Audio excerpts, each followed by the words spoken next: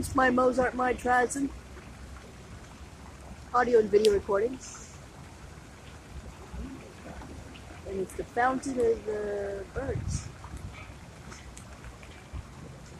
What a life, huh? Hanging out, flying around. But they are actually lucky they can actually find water like this. That was a little birdhouse. And this is the New York Public Library, I think. Yep. And up there it says something about beauty. Beauty, oh yet never, eternal voice and inward word. I'm not sure what that means. But it is a statue of a woman. She is partially, she's pretty nude, I guess. And she's on a horse. But the star of this video are the birds.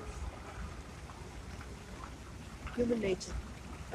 Mother nature, not human nature, mother nature. Mother nature. Birds.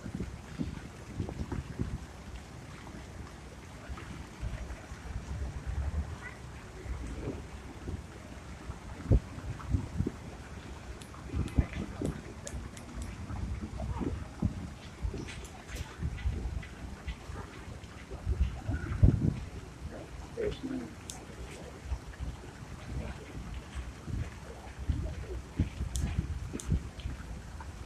It is about noon right now.